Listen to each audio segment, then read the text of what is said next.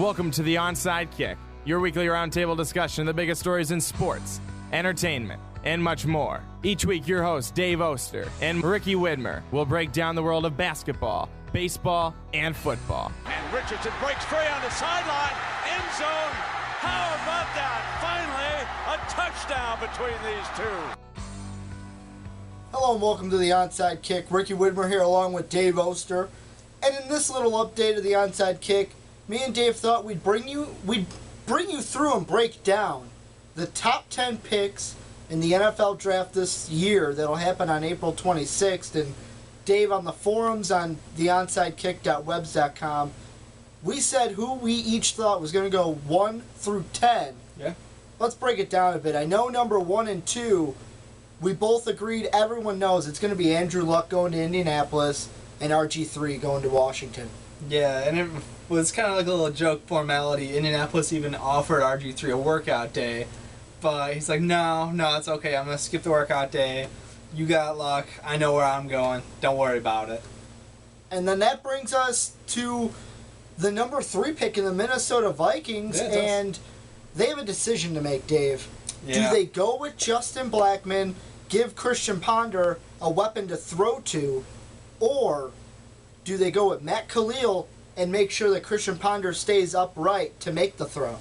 I think they have to go with Khalil here. The problem is, you can't really tell how good a quarterback is until you give him time to throw. And that's the thing. He's got Harvin.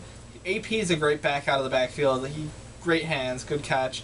They've got tight ends. They got Carlson now. I mean, he's got some weapons to work with. So I know they'd love Blackmon up there. He's ridiculously talented.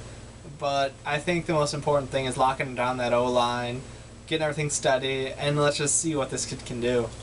And me sitting here as a Vikings fan, Dave, I would love nothing more than to be able to buy a Minnesota Vikings Justin Blackmon jersey to wear every Sunday when I watch the games.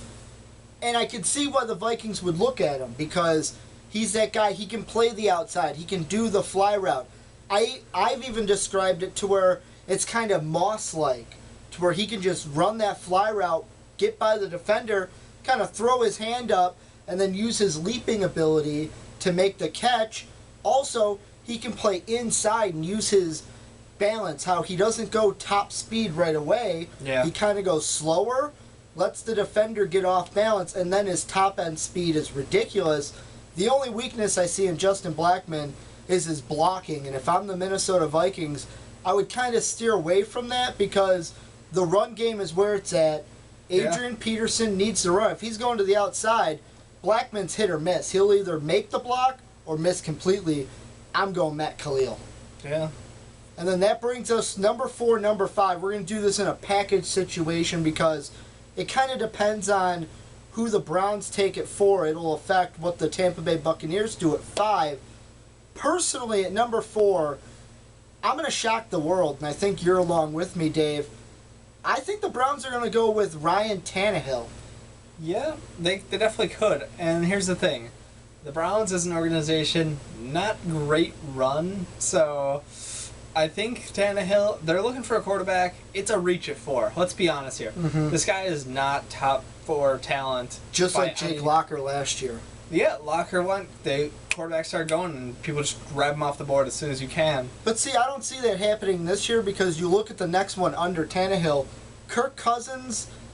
If he goes even in the first round, that'll be a surprise. No, I think Cousins has chance to go first round, but Tannehill just seems like a really big stretch at 4, and that's the problem.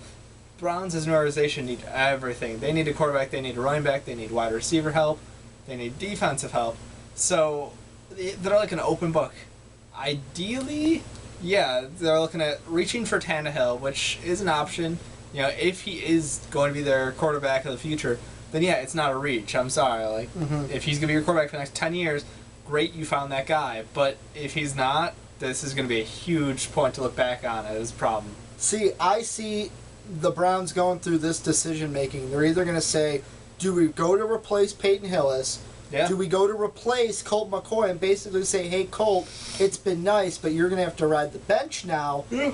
Or, because I see Justin Blackmon being there, do they go, hey, Let's give Colt McCoy someone to throw to and see if he can make a throw more than 12 yards. But he can't. We watched Colt McCoy play all through college and a couple years in the pros now. Mm-hmm. This guy can complete the mid-range passes, but he doesn't have the arm to go more than 15 yards comfortably. Like, he can get the ball there, but not accurately. His timing's a little off, and he doesn't read defenses past that first line very well. So you really got to think Blackman's not the best option here because a quarterback won't be able to use him correctly. So I think they gotta make that reach, and it's a gamble for sure, but what has to be done has to be done, you know?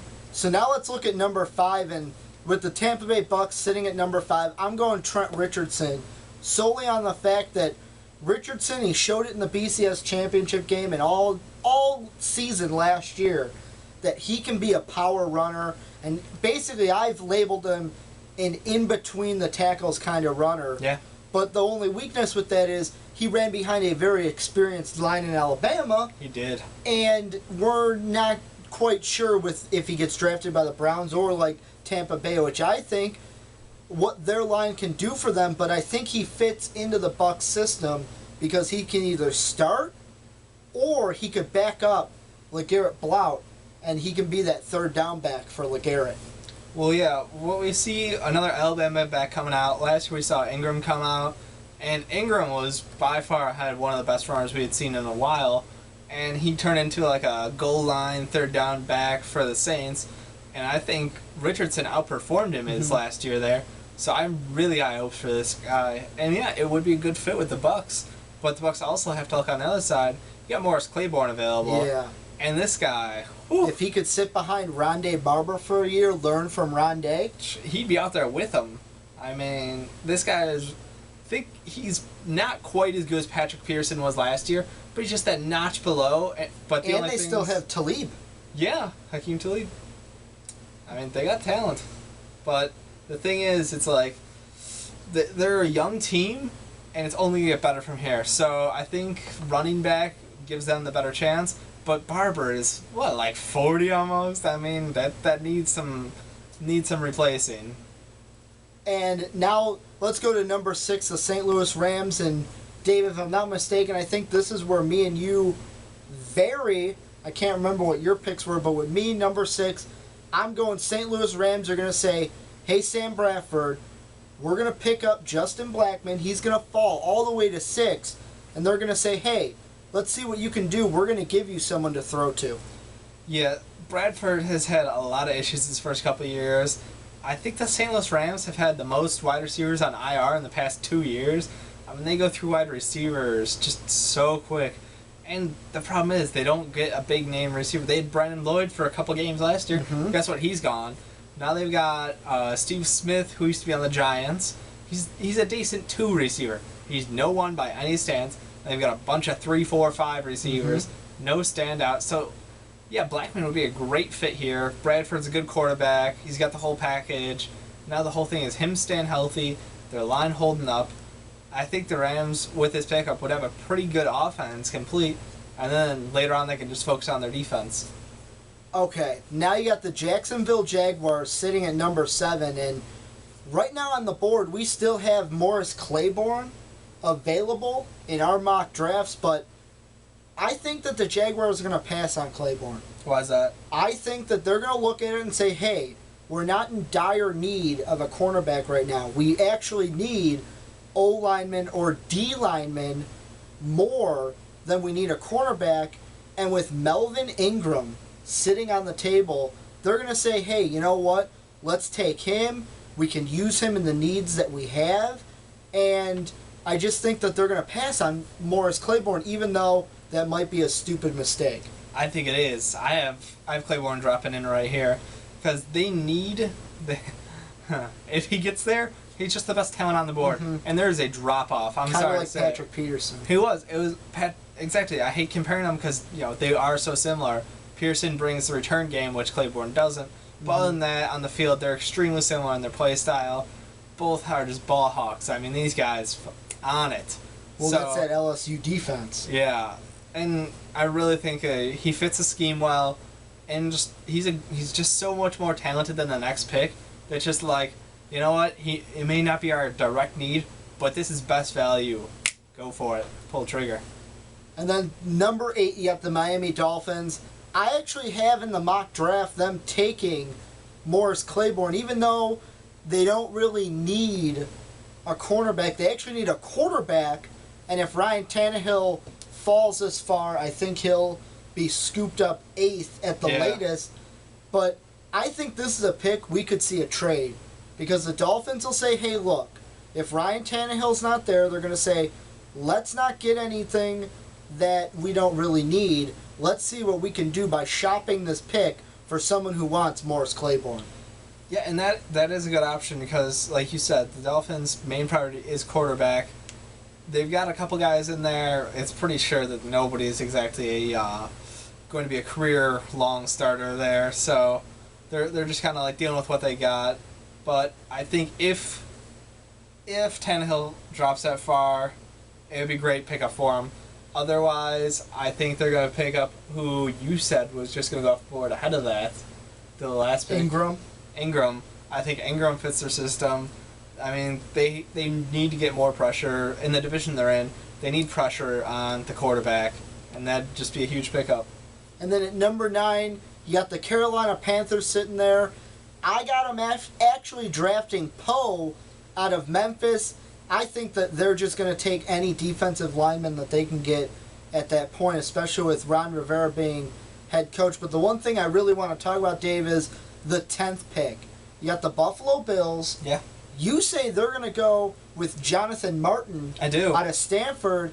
I think they're going to go differently. I think they're going to go for help with Ryan Fitzpatrick, take a little pressure off of Stevie Johnson's fumbly hands, and go take Malcolm Floyd out of Notre Dame, a guy that you're not really sure should be. You said it yourself. He's 10 through 15 pick. Yeah, I think 10 is as early as you could see Floyd coming off the board, but the guy has average breakout speed, pretty good hands though. He's got good size. He just seems like a good number 2 receiver. Doesn't seem like that breakout guy, so he could fit Buffalo very well. But Martin really fits in. I mean, you've got the guy coming out of Stanford. He worked with Luck for all these years, and you know he's just a solid guy. You can trust on him.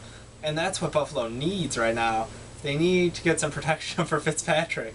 This guy is... They just paid him a ton of money in a giant contract that a lot of people would say he didn't really earn. He played a great couple of games early season, and then just really tapered off. So I think you give him some offensive line protection. They do have really good tight ends, and they've got a good package of running backs up there. So I think you have enough options when it comes to throwing the ball around. But I just think that staple offensive line, maybe it's just because I'm a Bears fan, and we just crave having some sort of offensive line that doesn't just get rolled over every single game. Well, you brought him up kind of to end the segment. We'll probably go over more and more picks in the future, but kind of a little snippet. We're now sitting less than 19 days away. Dave, you're the Bears fan. I'm going to let you take it away. What do you think the Bears should go after right now? I think the Bears right now really, again, I hate to preach it, but offensive line. We did a great job in the offseason picking up Marshall and Bush. I mean, 2 huge additions, Forte's contract. Hopefully it'll get sorted out. So there's 2 running backs signed down and a finally number 1 wide receiver. Assuming nothing goes through with his legal issues, fingers crossed. I really think this team needs to get some offensive line. We picked up Creamy last year. He had an injury, so he didn't get to play full season, but he showed a lot. So I think it's pick up another O lineman, bring some more youth to it. If we get that O line locked down, Cutler healthy, scary team. Otherwise, we need to flip it and go back to drafting some more defensive players now, because our defense is old. Bears are in the top 5 for oldest defense in the league. I mean, we got major needs at cornerback. We need more pass rush, and our linebackers are still one of the best in the league. So I don't want to push too much on that. Maybe we'll throw like a late pick in there for linebacker, but I think it's really time to flip around and pull some youth on that defense after that first round pickup of an offensive tackle. Well, that does it for our mock draft here, picks 1 through 10. Don't forget to like us on Facebook. Somewhere in this general direction where I'm waving my hand is the link. And then over there, right on top of Dave, is the website, theonsidekick.webs.com. Check out the forum section. Click on NFL. Check out our mock drafts. Post your own. Tell us where you differ, where you think we went wrong. We'd love your feedback here at the Onside Kick. Thanks for viewing. I hope you come back, spend a little bit more time with us. Have a good evening.